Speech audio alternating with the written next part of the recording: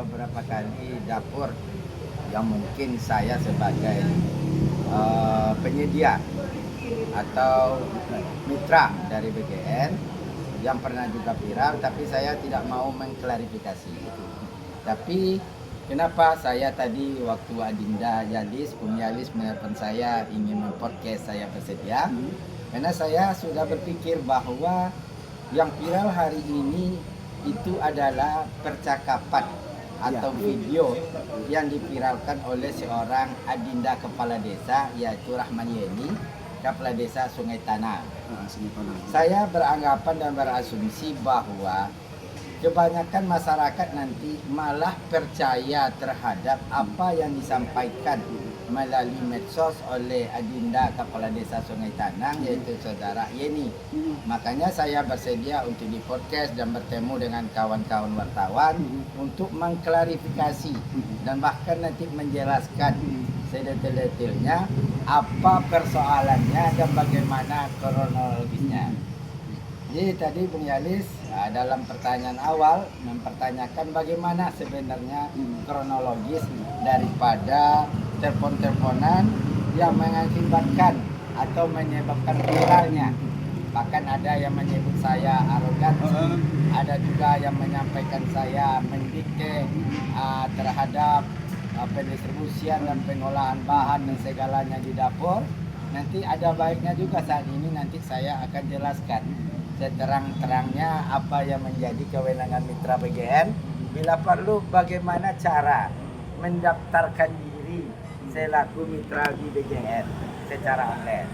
Jadi baik kronologi seperti apa, Bang? Kronologisnya adalah ini adalah riwayat teleponan yang dilakukan oleh Kades Sungai Tanang. Ini boleh divideokan supaya jelas nanti jam berapa dia nelpon dan bagaimana jawaban chatting saya. Nanti saya jelaskan sejelas-jelasnya. Kemudian terlanjut dia mengulangi telepon kedua, yaitu selama 32 detik, dan inilah video yang diviralkannya. Yang 32 detik. 32 detik. Ya kan, kemudian saya ditelepon sampai 3 kali tidak saya angkat.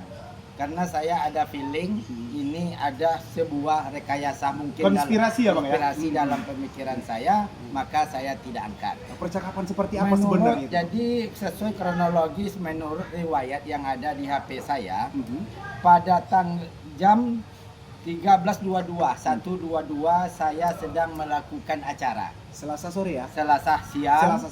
Masuklah telepon dari Kepala Desa Sungai Tanang, Adinda Yeni Rahman. Karena saya merasa dekat dengan beliau adik saya, dia adalah kepala desa dan saya juga mantan kepala desa 2 prode. Langsung saya angkat. Saya bisikkan, Pak Wali, saya lagi acara. Saya taruhkan di atas meja. Karena mohon maaf secara etika, di dalam acara saya tidak mau mengganggu acara dengan mengangkat telepon berlama-lamaan. Karena ada tamu, waktu itu saya membicarakan acara hal-hal yang urgen. Jadi HP hidup katanya? HP hidup, kemudian karena saya matikan. Setelah itu saya ketiduran, saya tidak pernah lagi menengok handphone. Saya ke Simpang Kubu, kebetulan ada juga rencana buka dapur baru dari Simpang Kubu. Setelah itu saya ke Pasar Raya Tiris menunggu berbuka puasa, saya buka HP. Saya terkejut di situ jam 16.27, jam 4.27, Yeni Rahman WA saya. Bunyinya lah heboh di grup Kanda. Yang heboh apa itu maksudnya? Makanya saya tidak paham, tapi saya tidak menggubris apa maksud heboh di grup mana. Saya balas dengan baik. Apa hal wali? Abang tidak dapat info apa-apa dari dapur. Tapi memang zong abang infonya waktu itu ya? Karena dalam etika saya sebagai penyalur daripada pengada dari dapur mitra dari BGN, kami hanya mendengarkan keluh kesah dari staf yang ditugaskan oleh BGN di dapur. Mendengarkan keluh kesah. Seharusnya ada persoalan keluh kesah selaku mitra, nanti kawan adik-adik yang ada di dapur itu kepala SPPG-nya, ada akuntannya, ada ahli gizi yang merupakan staf BGN yang digaji melalui DIPA BGN akan memberitahu mitra. Pada saat itu mitra, kakak saya selaku mitra belum mendapatkan informasi. Makanya saya tidak menggubris hal-hal yang disampaikan oleh Wali Yeni Rahman sembari menunggu informasi dari staf dapur. Dan itu wajar ya, memang tidak tahu ya. Tetapi saya jawab, oke, terima kasih Ted. Berselang beberapa menit masuk lagi handphone daripada Kades Yani Rahman. Selama 3 menit. Telepon-teleponan gitu. Telepon, dia nelpon saya angkat. Assalamualaikum Pak Wali. Waalaikumsalam. Sudah abang telepon Ulul. Ulul itu adalah kepala SPPG di Dapur Sungai Tanah. Ulul namanya. Ulul. Beliau adalah SPPI, Sejarah Penggerak Pembangunan Indonesia yang dilatih di Kemenhan dan merupakan staf BGN yang ditugaskan di setiap dapur. Di setiap dapur. Sebelumnya dia menyampaikan Hubja Ulul. Takoji awak. Hubja Ulul. Oh, hubungi aja Ulul maksud. Ini kalau dalam analisa tulisan sudah berbentuk perintah, Perintah, tetapi saya menahan. Waktu dia menelpon saya angkat, sudah abang telepon Ulul dengan nada tinggi, saya jawab belum. Karena bulan puasa nanti saya telepon setelah buka puasa ke Pak Wali. Abang sudah heboh di dapur, belum juga nelpon Ulul. Kata si Yeni. Dengan nada mendesak Nada ya. mendesak. Sampai dia menyampaikan, saya sudah tanya ke dapur bang. Orang dapur pesan vakum 3 buah alat untuk melengketkan plastik. Iya. Tetapi abang hanya beli 1. Sementara dapur Muara Jolai memiliki 3 vakum. 3 vakum. Saya sebenarnya sangat tersinggung dengan cara kepala desa terlalu masuk ke dalam peralatan dapur. Tetapi dengan tenang saya menyampaikan, Dinda Wali, ada alat dapur yang bersifat sekunder, ada alat dapur yang membentuk primer. Dan vakum ini kemana ya, Bang? Vakum ini adalah sekunder. Sekunder itu alat pendukung peningkatan kinerja seorang relawan di dapur, tidak primer. Bukan primer ya? Alat-alat dapur yang primer, waktu verifikasi oleh BGN sebelum kita disahkan dan menjalin kerjasama dengan BGN, itu sudah diperiksa. Apakah alat-alat sudah melengkap atau belum? Itu okay, apakah alat-alat itu sudah sesuai dengan standar BGN apa belum?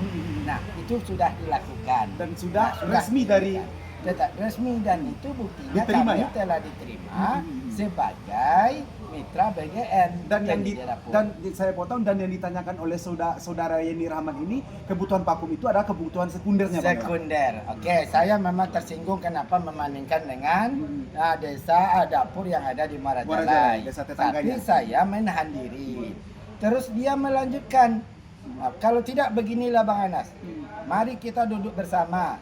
Ulul, Kepala SPPG Sungai Tanang, abang saya, Korwil BGN, bila perlu abang ajak BGN Provinsi. Kata si Yani Rahman. Tapi saya sangat tahu aturan BGN.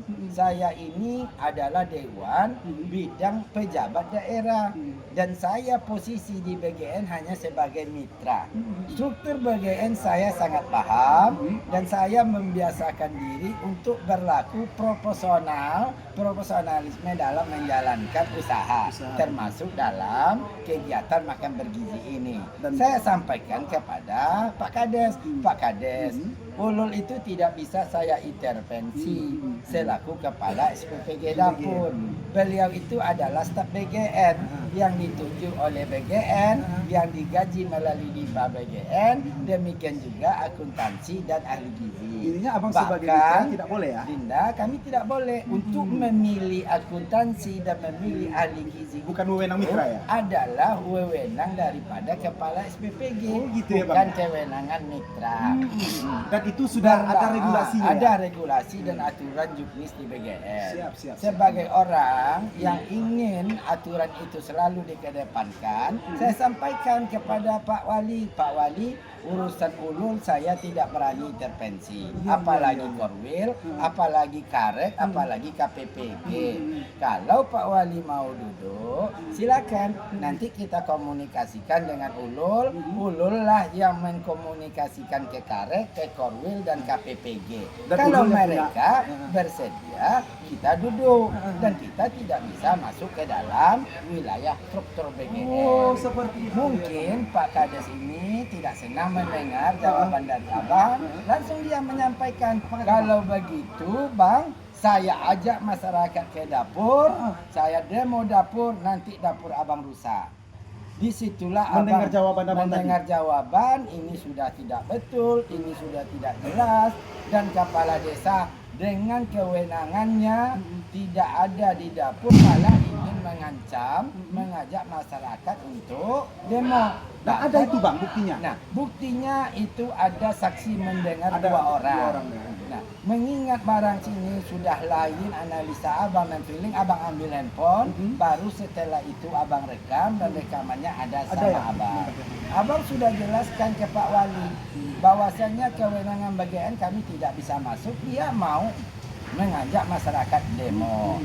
Jadi mohon maaf Dinda Jalis, abang dari mantan kepala desa 2 Prode. Abang sangat tahu apa yang menjadi kewenangan kepala desa. Oh, selaku kepala desa harus menyerap aspirasi yang berkembang dari masyarakat, betul. Betul bang ya. Tetapi hal-hal yang dirasakan masyarakat, yang itu bukan bagian dari tanggung jawab kita selaku pejabat atau kepala desa, kita tidak berkewajiban mengaplikasikan keresahan masyarakat. Karena yang kita akan lakukan selaku pejabat atau kepala desa itu adalah tugas-tugas yang melekat selaku jabatan kepala desa yang telah diberikan oleh negara. Bukan semua harus kita urus. Apalagi saya sudah menjelaskan ke beliau, BGN dapur ini adalah punya BGN. Nah, melalui program prioritas pemerintah Pak Presiden Prabowo, ratusan triliun digelontorkan. Keinginannya untuk meningkatkan kecerdasan anak-anak masa depan dengan makan bergizi. Ini adalah keinginan baik dan tulus dari Bapak Presiden. Kami pada dasarnya mitra dari awal. Berangkat dari keinginan untuk penyediaan dapur dengan mitra MBG ini adalah untuk menyerap tenaga kerja yang ada di masyarakat awal. Kampar Utara Sungai Tona ada satu dapur, itu 47 orang relawan mendapatkan gaji yang setimpal. Itu dasarnya keinginan kita. Oh, masalah insentif, oh masalah keuntungan, waktu itu kami awam. Hanya keinginan membantu Bapak Presiden dalam rangka percepatan pembangunan makan bergizi, membentuk SPPG di Kampar. Dan itu niat awalnya. Niat awal. Makanya kalau di flashback ke belakang, Abang Anasrul itu termasuk orang yang pertama-tama mendirikan dapur di Kampar ini. Tidak ada kita keinginan mengejar keuntungan. Nah, kami lanjutkan di Dayalis ke kronologis tadi. Terputus pembicaraan. Setelah 12 menit kembali masuk handphone berbunyi. Saya tengok masih Kades Yani Rahman, yaitu jam 17.32. Jam 17.32. Berarti kalau rentang waktunya diperkirakan 12 menit. 12 menit ya. Nah, saya angkat lagi. Saya sampaikan ke beliau, Dinda tidak usah mengancam saya. Dan abang merasa sudah diintervensi gitu ya? Bukan intervensi lagi, sudah diancam untuk membawa masyarakat demo ke dapur. Oh, gitu, Bang. Sudah masuk ke dalam pengadaan peralatan dapur. Sudah memerintahkan saya untuk duduk sama dia dengan membawa anggota BGN provinsi. Dan itu bukan wewenang dari abang ya? Bukan wewenang. Nah, malu kita nanti menyampaikan kepada struktural BGN yang lebih tinggi ketika memang abang iakan. Ketika abang iakan kepada Yeni, kemudian tidak saya aplikasikan, saya juga keberatan. Ya kan? Nah, jadi dia nelpon, saya sampaikan, Pak Wali jangan itu saya ditengok yang viral itu, Pak Wali jangan mengancam saya. Ya, sampaikan itu, Wali tahu tidak? Yang BGN itu bukan punya Anasril, itu punya BGN. Aset negara yang harus sama-sama dijaga. Nah, di akhirnya saya sampaikan Pak Wali, masalah P3 Pak Wali sudah selesai. Apa itu, Bang? Itu bentuk pertanyaan, langsung saya matikan HP. Tetapi di dalam Facebook yang viral, yang dia ini menelpon di tempat lain dengan jeda waktu 12 menit itu, dia seakan-akan terus berbicara. Sementara Padahal HP udah mati ya? saya sudah saya matikan. Karena saya feeling juga ini Pak Wali mungkin ada semacam keinginan-keinginan lah, karena sudah masuk ke ranah yang bukan ranahnya, ya kan? Jadi saya ditelepon, maka saya tutup, tetapi dia tetap nelpon. Ambo keinginan baik-baik sama abang, malah abang mengancam Ambo. Padahal itu tidak ada percakapan di HP ya? Saya sudah mati. Sudah mati gitu ya. Coba itu didengar baik-baik video. Cuman yang jadi pertanyaan saya, Bung Dalis, dalam jeda waktu 12 menit itu, dia menelpon entah di tempat mana. Pada telepon kedua, sesi kedua, yang dia menelpon balik abang itu selama 31 detik itu di warung Pak Kadus di depan dapur. Saya cross check kepada saksi yang ada di TKP. Beliau menyaksikan dan menyampaikan kepada saya dalam pernyataannya bahwa Pak Yani datang ke toko itu, kemudian Sinta yang memviralkan melalui akun Sinta Ridho itu yang datang juga, kalau nggak salah Iin nama kata orang itu, langsung memvideo. Oh gitu. Ya, jadi Pak Wali datang, kemudian datang si Iin langsung memvideo. Kagetlah saksi tadi. Nah, menganalisa dari ini semua, pertama ada jeda waktu 12 menit, yang kedua Yeni Rahman menelpon pada dua tempat yang berbeda. Yang pertama dia menelpon tadi mana, yang kedua di depan masyarakat umum. Berdasarkan keterangan dari orang yang ada di Berdasarkan TKP. keterangan saksi di TKP, ini agak berbarengan datangnya, tiba-tiba nelpon langsung shooting. Oke Bang, kita cut dulu di sini Bang. Ya, boleh, Tadi boleh. Abang berbicara Boleh sambil merokok. Ya. Tadi Abang berbicara tentang P3K itu Bang. Apa sebenarnya itu Bang? Yang lagi heboh kan Abang memberhentikan P3K. Apa maksudnya Abang ke P3K ke Yeni Rahman itu? Jadi kalau ada narasi dan diksi kawan-kawan jurnalis yang menyampaikan Ya, pengguna media sosial. bahwa abang mempertanyakan P3K-nya, saya akan proses P3K Anda. Apa itu? Ada tadi saya baca di salah satu redaksi yang menulis itu, tolong itu dikeluarkan videonya mana. Kita harus gentleman. Iya Bang. Kita juga harus menyampaikan secara redaksional narasinya dengan benar dan mendidik masyarakat. Siap. Karena kita penghubung masyarakat selaku jurnalis, ya kan? Nah, silakan. Yang saya pertanyakan di ujung kalimat saya tadi adalah masalah P3K Pak Wali apakah sudah selesai? Langsung saya matikan HP. Karena saya feeling juga ini. Nah, Jalis bertanya, apakah hubungan pertanyaan abang tentang P3K kepada -nya. ini tentang Sedangkan P3K? ini itu kades Bang, bukan P3K Bang. Betul. Ada mungkin analisa-analisa yang ditulis oleh kawan-kawan jurnalis mengarah kepada P3K-nya. Saya tidak paham juga apakah ini bagian dari skenario atau bagaimana, saya tidak paham. Tetapi itu adalah hak mereka dan saya juga punya hak untuk mengklarifikasi. Seperti Makanya apa saya sampaikan klarifikasi? terima kasih. Kenapa saya mempertanyakan masalah P3K ya ini sudah selesai atau tidak?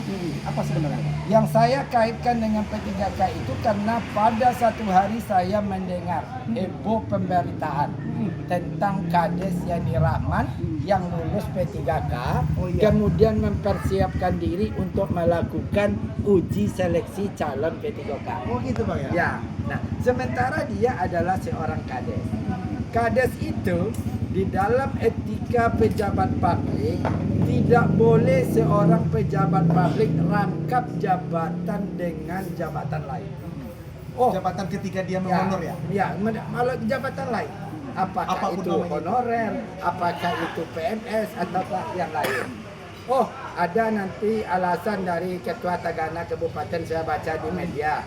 Di dalam Menpan RB dan surat edaran atau surat keterangan Kemensos tentang pengangkatan Tagana, ya kan? Saya juga sudah membaca. Boleh katanya kepala desa bagian Tagana menerima insentif karena insentif. Ya itu silakan menurut aturan. Tetapi secara spesifik saya juga telah membaca. Tidak ada aturan yang jelas di Permensos itu menjelaskan seorang kepala desa boleh menerima insentif. Tetapi secara etika pejabat publik, awal Yeni Rahman mau maju kepala desa, beliau harus melepaskan jabatan kades. Kenapa? Supaya tidak ada konflik interest di dalam menjalankan dia selaku jabatan kepala desa. Oh, jadi harus melepaskan dia sebagai tagana di dinas sosialnya dulu gitu ya? Secara etika. Secara etikanya. Seharusnya juga dia melapor kepada pimpinan ASN tertinggi di kabupaten, yaitu Sekda. Boleh PNS jadi kades, boleh. Nggak dilarang.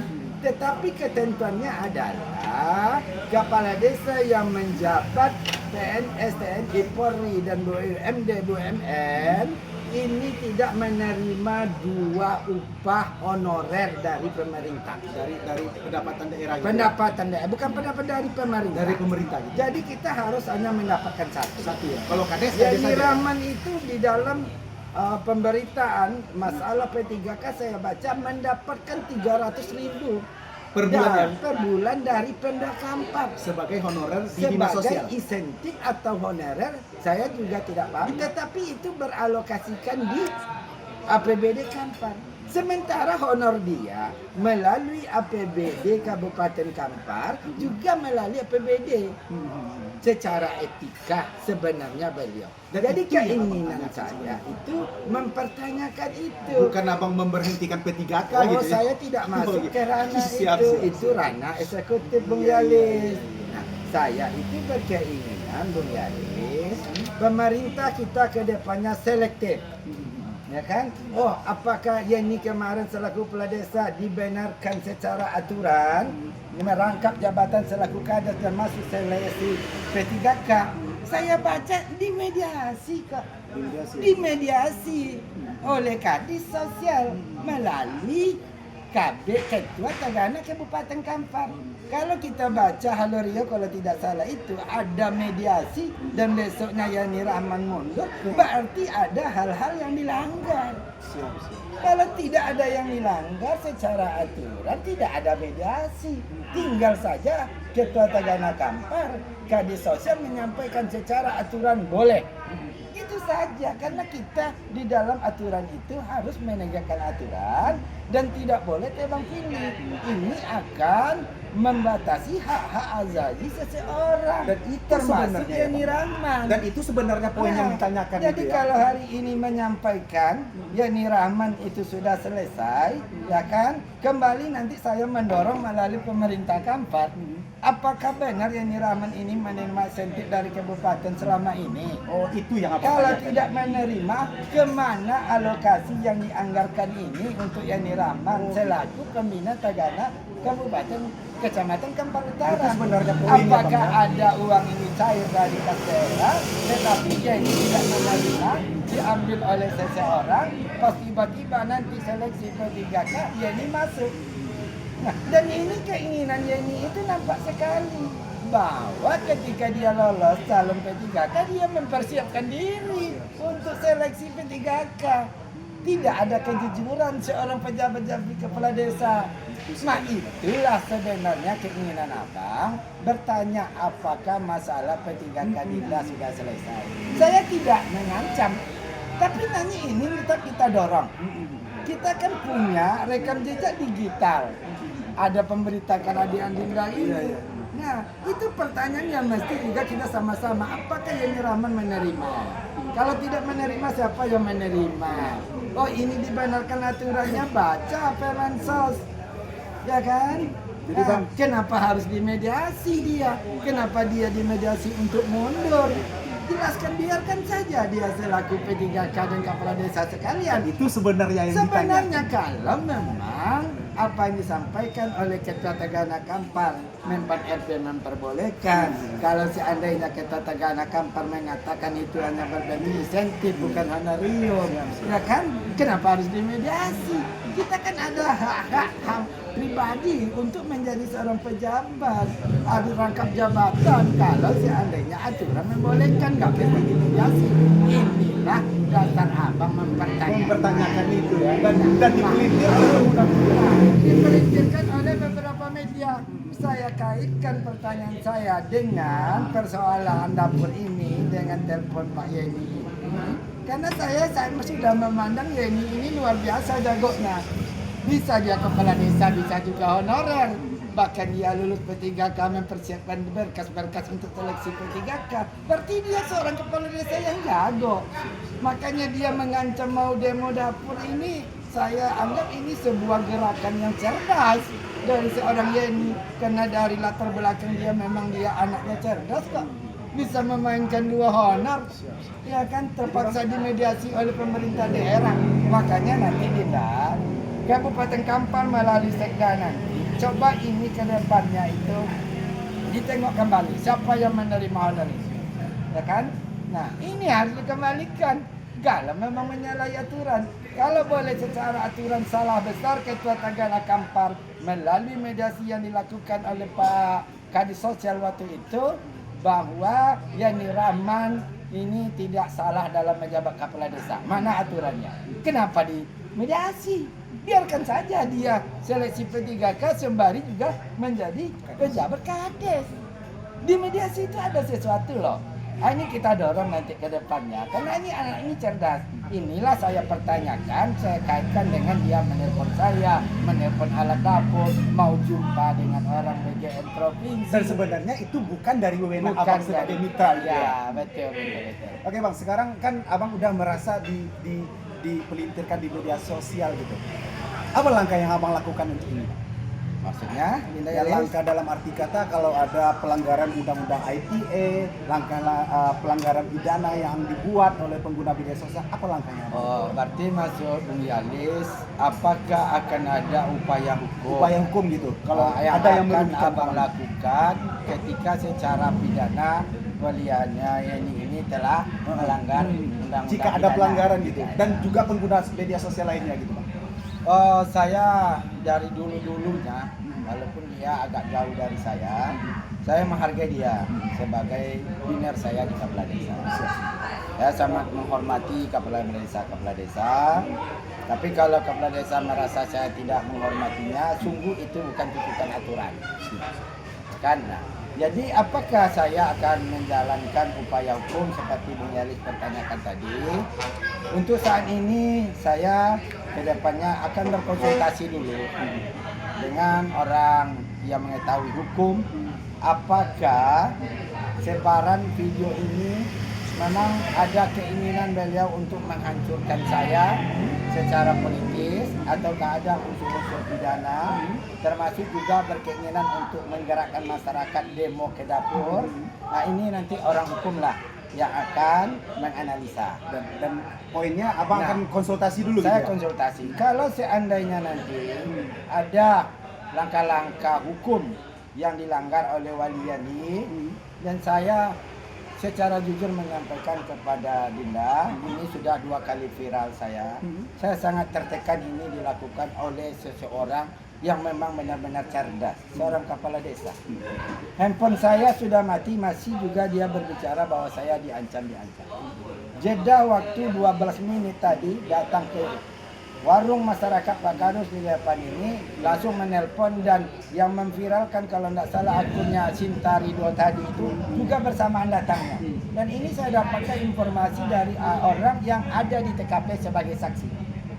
Ini ada dugaan abang sebuah skenario selama 12 menit untuk menghancurkan marwah, harkat dan martabat saya selaku orang politik. Dan jika abang memang benar-benar Memang kalau seandainya nanti secara hukum ini ada unsur pidananya yang dilakukan terhadap saya, bisa saja terbuka untuk hukum.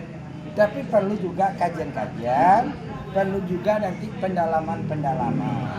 Karena Bung Yalis, beberapa hari yang silam, bulan juga viral. Saya di MBG Rubio. Saya tidak melakukan klarifikasi. Saat ini saya sampaikan alasannya. Yang memviralkannya adalah keluarga saya. Kemenakan saya. Yang kemarin yang pertama di Rumbi itu Bang ya. Tapi Abang diam waktu itu Bang. Saya tidak mau klarifikasi, takut saya terdorong setelah klarifikasi itu mencari alasan hukum untuk menjerat orang-orang yang telah memfitnah saya. Silakanlah memfitnah saya. Tapi saya tidak mau waktu itu ini berlanjut kepada Alasannya Bang? alasannya. Keluarga. Pertama, Bung Yalis, saat ini saya berprinsip lakukan sajalah untuk membantu masyarakat. Apapun balasan dari orang yang telah kita bantu itu, ya tidak masalah. Contohlah di akun Oriana, Nurul Oriana. Ya apakah itu memang resmi orangnya, tapi memang yang melaporkan ke BK, melaporkan saya ke Ombudsman, ya sampai hari ini tidak ada proses, ya Nurul itu. Ya dia yang memviralkan, tapi sungguh saya merasa sudah membantunya. Rumah orang tuanya saya usahakan melalui APBD Riau, bukan beda rumah layak umi lengkap. Saya datangi seseorang yang kenal baik dengan Pak Andi Rahman Gubernur. Saya minta rumah, saya belikan HP lo penghubung itu KPU. Berarti keluarga Abang supaya juga ya? ibu dia dapat rumah. Setelah diusir, ada masalah dengan keluarga besarnya. Dia hidup di rumah yang berukuran 2x3 atau 2x2 di depan rumah dia sekarang, itu rumah neneknya. Masa di situ, tidur situ. Pas saya lewat, saya dapat berita, langsung datang. Apa masalah, disampaikan masalah. Itu abang langsung berinisiatif untuk menyewakan rumah dia sama ibunya. 300 per bulan abang sewakan. Oh dia mau memfitnah saya, siapapun orangnya saat ini. Yang abang pikirkan saat ini adalah bagaimana kita berbuat terhadap orang sesama. Tapi kalau dia seseorang yang berjabatan, seperti yang saya ulas di depan tadi, bahwa saya takut ini masyarakat berasumsi bahwa jabatan kepala desa ini tidak asal ngomong, tidak asal share di Facebook. Jadi itu intinya Abang mau diklarifikasi itu dia mau dengan yang kedua ini. melalui podcast Bung Yalis, kemudian kawan-kawan media, berkeinginan juga nanti disampaikan secara tuntas kepada masyarakat apa yang abang sampaikan malam ini. Itulah Bung Yalis. Jadi Bang yakin nanti dengan upaya yang Abang lakukan, melakukan konsultasi jika ini memang ada pelanggaran menurut Abang dan jika Abang kena fitnah, yakin nggak Bang kira? Masalah Karena hukum, kita aja ini Bang. masalah hukum di Yalis, abang bukan orang hukum. Tidak ada niat Tetapi Abang untuk mediasi dan berjumpa dengan Yeni Rahman untuk perlu Dinda ketahui bahwa perkara hukum pidana itu atau secara umum perkara hukum tidak berdasarkan keyakinan, nanti berdasarkan fakta, berdasarkan saksi, berdasarkan tindak pidana pasal yang dilakukan. dan Abang sudah punya data semua itu. Keyakinan itu kita tidak sampai ke situ, dan tadi kita konsultasikan dulu lah apakah ini ada unsur atau tidak. Itu yang mungkin kedepannya menjadi concern abang, karena siapapun di Republik ini boleh berbicara, boleh memberi masukan, boleh juga mengkritik, tetapi mesti juga ada alur-alur atau cara-cara yang baik yang juga tidak melanggar hak-hak orang lain, merugikan hak orang lain, apalagi memfitnah gitu kan. Ini tidak elok. Makanya saya sampaikan di sini ada semacam informasi atau analisa yang disampaikan oleh kawan ini, analisa ya, bahwa Pak Yani Rahman ini ada keinginan untuk maju DPR periode berikutnya. Saya bersyukur, saya dukung, orang dia bagus kok. Ya kan, Kabupaten Kampar aja dia honor sekian tahun tidak terdeteksi selaku kades.